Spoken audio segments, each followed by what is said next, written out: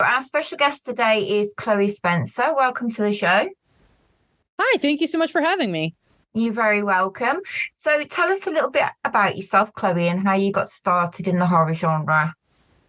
Yeah, I am a writer, I am a game developer and a filmmaker, and I love to combine stories that involve horror as well as romance, and sometimes some other like kind of sci-fi elements in them.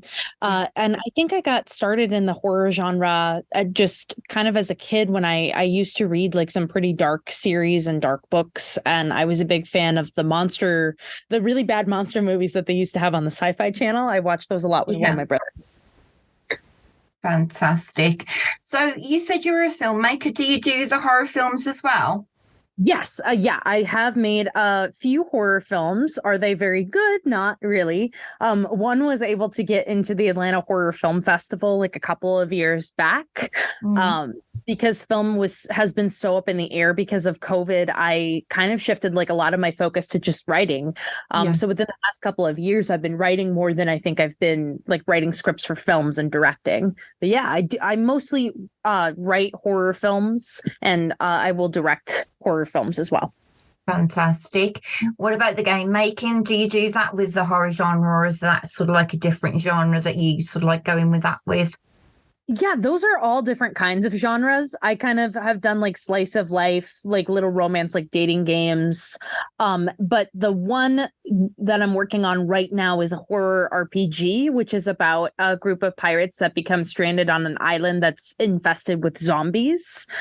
So that one's called Fever, and I'm working on that one right now. But unfortunately, my computer broke, so development's a little delayed on that one. Okay, so what's drawn you to the horror genre specifically? I think that what draws me to the horror genre specifically is a lot of it is unflinching when it looks at kind of the worst parts of humanity, and it doesn't try to sugarcoat things. Oftentimes we're looking at things that we're like looking at very deep, dark subjects and themes. And I like how the horror genre doesn't shy away from those things, I think, as other other genres would. I also really like the fact that the horror genre the whole entire goal of horror is to horrify. It's to scare you, which I think can be entertaining, and I think it can definitely challenge me more than other genres will. So I think that that's what I really love about it. Brilliant. Horror is sort of like one of those where you can explore any sort of topic, isn't it? Either to make people laugh, cry, scare them, or even bring a message across. I think it's got all of those things that it can do. Yeah, absolutely. Okay, so what was the first horror story that you ever wrote? Oh gosh. The first horror story that I can remember writing, I wrote like a bunch when I was like a little kid, but I think the first major one that got published was for the Black Rainbow Horror Anthology, and I think it was called The Ya, and it was about a girl who her parents were cryptid hunters, and she ends up getting hunted by this cryptid, and she kind of is running through her house trying to avoid basically being killed by this monster. That was like the first short story that I wrote, and there's been a ton of those since. The first major like horror novel that I've written was Monster Sona, which came out in February 2023, and that was for a young adult audience.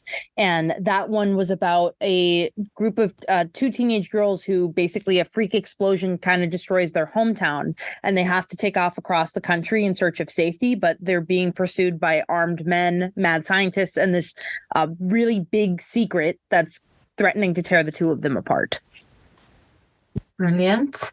So what's your process for developing a story? Where do you get your ideas from? That's a really good question. I think that a lot of my ideas kind of come from things that I'm inspired by, either from what I'm watching or from what else that what I'm reading. Sometimes I think that my stories are also inspired by personal life experiences. This upcoming story, Vicarious, this novella that's releasing on November 15th, that centers on PTA moms living in like a Ohio suburb. Yeah. And I'm from Minnesota. And so I wanted Minnesota, which is in the Midwest. And I wanted to write about, I just remember growing up in kind of this environment where everyone's like super passive aggressive and they're always on edge with each other. And I wanted to write about what happens when one of those PTA moms snaps. So that I think is kind of, there's just so much infighting I think that can happen in suburbia, which makes it especially like ripe for conflict and just like juicy drama, as well as like violence. And so that's what kind of attracted me to writing that story, those kind of personal experiences growing up in the Midwest.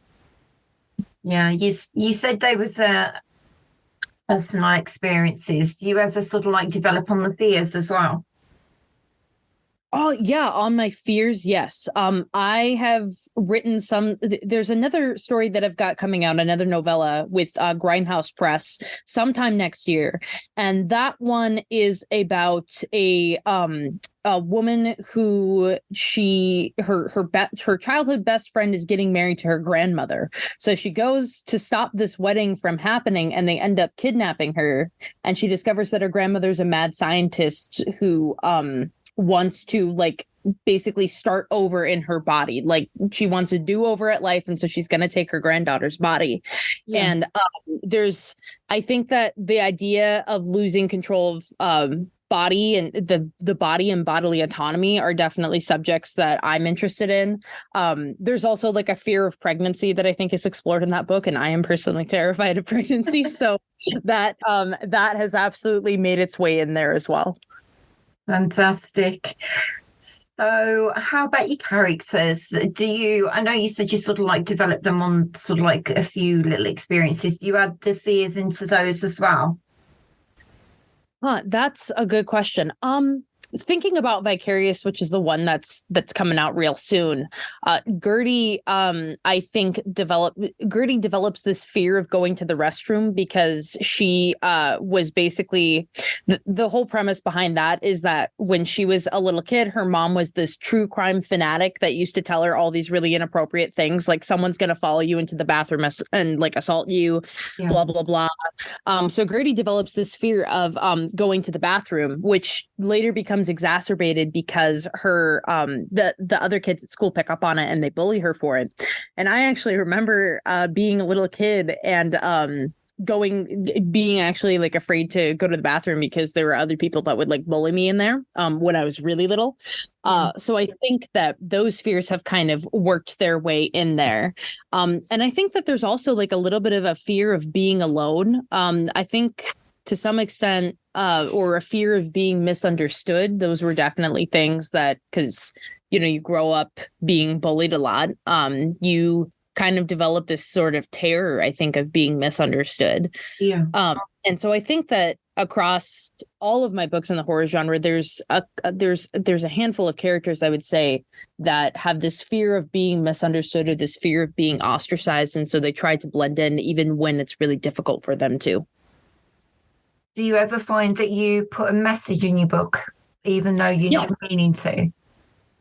Oh, that I'm not meaning to. Oh, that is a really good question. I think that I try to set out to write stories to be entertaining first, and then I kind of as I'm working through the story, I try to find those little instances of meaning. So I don't necessarily sit down to say, I want to explore what it's like to write what it's like to find love when you feel unlovable. Yeah. It's like that, which I think is a little bit about what Vicarious centers on. But I think I pretty much at some point or another, I pretty much intentionally find a way to write in themes. I think that Affinity for Formaldehyde, the one with the grandmother possessing the daughter, trying to get her granddaughter's body and do the body swap. I think that one was the one that I just kind of wanted to be unhinged from the get-go. And that's probably the one that I thought the least about the message. And then I realized, sitting here talking with you that, that's actually, that's a whole story about fear of losing bodily autonomy. And it's also about like generational trauma. So I think that those things, I try to do it intentionally, but like on a secondary level, if that makes sense. Yeah, that does. So how do you approach your pacing in a horror story? Are you a plotter or are you a pantser? I'm a little bit of both, and I'm trying to become more of a plotter because I think plotting would actually help me write a little bit faster and kind of keep things a little bit better. So I'm still kind of experimenting to figure out which is most creative and which is going to be easiest to kind of take into the editing once the manuscript's all finished. I'd like to not have, I know that there are some people that really want to plan everything just like down to the page, like down to the paragraph. They do pages and pages of pre-writing, and I'm not like that. I will at best, I try to write according to like Save the Cat, which is a beat sheet. So that's about like 12 different events within the story that you have to hit. And so I will write about that, and I will write like each event that kind of needs to happen for the novel that I'm working on right now. That's what I'm trying to do. I'm trying to plot it per event, and I'm not kind of entirely tied down to that. I always try to make sure that I'm flexible in case that there's something else that pops up within the story that I feel would be more organic than what I previously suggested. Like Monster Sona, I think the YA book followed a beat sheet, maybe about like a little over halfway through. And then I realized that it would kind of need to shift around and have like more flexibility. And so at which point the plot becomes a little bit looser. But I think that was to the betterment of the story and the betterment of the ending. Brilliant. So what do you find hard about writing in horror?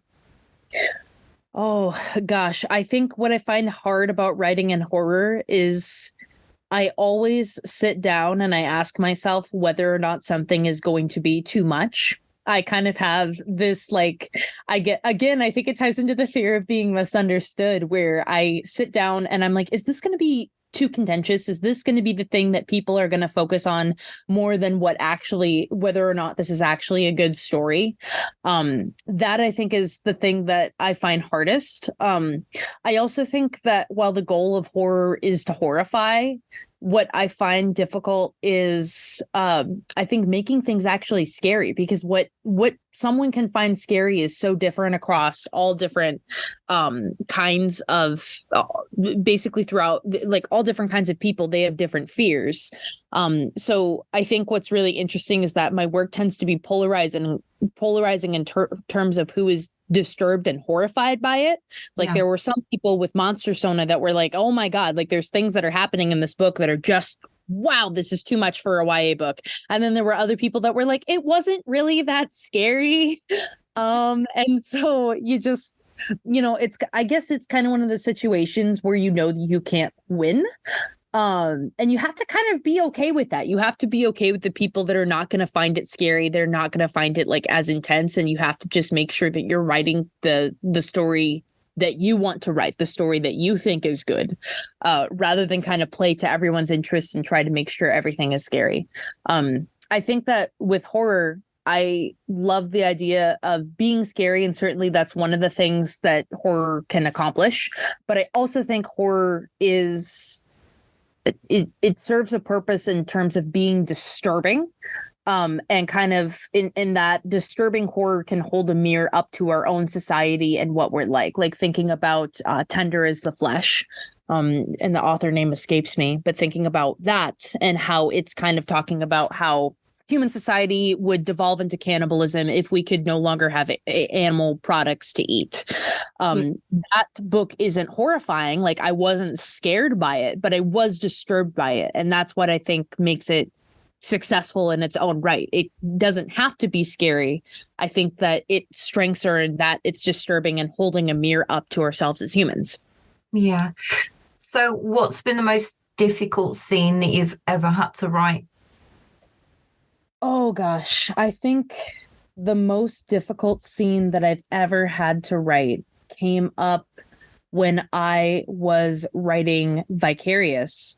And Vicarious has these themes relating to child sexual abuse. There's one of the characters that has gone through quite horrific child sexual abuse that's not described on the page as it happened in the past, but there's like descriptions that I think were pretty terrible. There's a moment where one of the characters is killing a person who basically enabled it.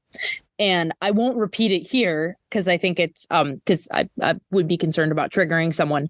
But writing what was done to that character that experienced the abuse and experienced the trauma, talking about it on page, I think that was the thing that hit me the hardest when I was writing it. It felt very raw and very vulnerable and very like hurtful in a different sense.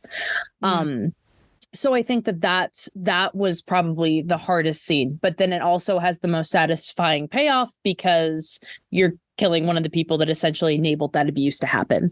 And that death is one of my favorite death scenes that I've ever written because it's just so gruesome and horrific, but the guy kind of deserves it. So, you know. So have you got any memorable pieces of feedback that you can share with us? Yeah, I think that the most memorable, the best piece of feedback that I could give to a writer is, I would say, just be sure to keep reading. I know it seems like a very obvious thing, but absolutely what you need to do is you need to keep reading, and you need to keep reading from a different variety of sources and things like that and genres. Even if you're somebody that decides that you just want to be a horror writer, I think that sometimes you can find inspiration in things like even inspiration in sci-fi. You can find inspirations in fantasy.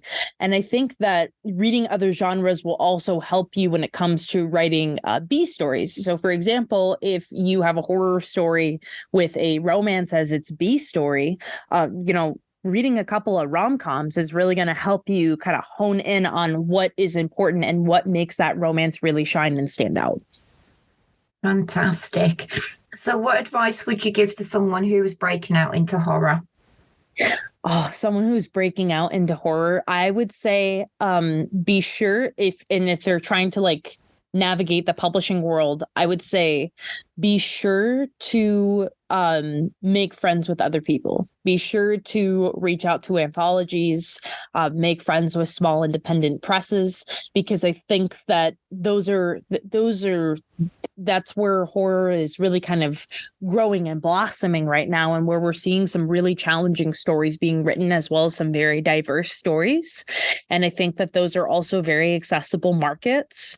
I think it's really important to not view other people as your competitors. I know that for young writers, and I think that this is something that I believed up until maybe like my mid-20s, but there's this certain thing where I think you think that you have to find other authors you're competitive, and I'm like, they're not your competitors, they're your friends. They're the people that are going to be writing like blurbs for you to go on your covers, and they're the people that can help you get into like different presses or like different kind of conventions and things like that. So I would say definitely focus on making friends and being supportive, because I think that's where you're really going to find people that can recommend you things that will help you kind of hone your craft, as well as help you kind of enter the market a little bit more.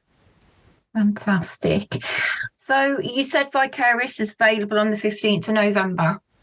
Yes, it's going to be available in ebook and print format. And it's available from pretty major retailers. I think I want to say that it's available with most major retailers, but I know for a fact that it's available on Amazon and Barnes and Noble. So you can pre-order it now. An exciting thing is that right now the ebook for Vicarious is in like the top 100 LGBTQ horror books on Amazon. So I guess that it really it's really kind of taking off, which I'm so excited to see. Yeah. And so yeah, you should be able, I think the ebook is available for about like $2.99, and it's a novella. So it's a really, I've been told it's a really fast, really entertaining read. So if you like something that's fast paced, if you like a lot of gore, if you like a lot of murderous PTA moms, it's definitely up your alley. Fantastic. So have you got any more exciting projects that you're currently working on that you're excited about? Yeah, I've got a couple more novellas coming out in the next year. So there's Affinity for Formaldehyde, and then there's another one which is called Mewing, which is releasing February 27th with Shortwave Books. And that one is about a small-time influencer from Kansas who ends up joining this influencer house led by this mysterious supermodel, and kind of the strange ways in which this influencer organization gets ahead. There's some sinister stuff going on. That one was so much fun to work on, and it's a really great kind of entry into body horror addition, I should say, into body horror for me. I love writing body horror. There's some really gross things that happen in this, and it's very tense and it's very uncomfortable. So that one's really fun. And then right now I'm actually working on a horror novel, like my first adult horror novel, and this one's called Make a House a Home, and it's about a trad wife, so like very conservative woman who ends up moving into a house with a ghost from the 1950s, and she tries to build this friendship with this ghost, but it goes south really, really fast. And that one has been very fun to write because the protagonist is super, super annoying, and I can't wait for her to get her comeuppance. So that one I'm very excited about. I'm writing on it. I'm writing it right now for NaNoWriMo, and I am already like 12,000 words into it. It's one of those manuscripts that I think has just been flowing so well. And so those are the things that I'm most excited about. Fantastic. So it sounds like you've got a very exciting year ahead of you. Oh, yes. It's very busy. Yeah. And that's just talking about like the horror genre, the things that are coming out next year and the things that I'm working on now. I technically have another YA book that's coming out in October of 2024, which is actually it's a YA fantasy, and it's about a ghost hunter girl who has to team up with an actual ghost in order to solve a series of the mystery behind a series of deaths in this small island town. That one's called Haunting Melody. So it's a hugely busy year, but I'd rather be busy than bored. So I'm so excited. Brilliant. So where can they find your books? Is it just Amazon and Barnes and Noble, or is it mainly mainstream? Yeah, so you can find my books pretty much on every major retailer site, Amazon, Barnes and Noble. I believe Vicarious is also going to be sold on the horror shop Godless. I think that one's going to be out on there soon. And I think that you can also get it from my YA books, I know, have international distribution. I believe that you can get it from like Waterstones and things like that. Monster Sona, you can get it from Waterstones and things like that. And if you're interested in following my work, I would recommend following me on Twitter, or at the site formerly known as Twitter. My username on there is @ChloeSpencerDev. And on Instagram and TikTok, I'm @Hey, it's Chloe Spencer. And then I do have a website, which is just ChloeSpencerOnline.com. Fantastic. Well, Chloe, it's been a pleasure having you on the show. So thank you very much for your time. Absolutely. Thank you so much for having me. This was so much fun. You're very welcome.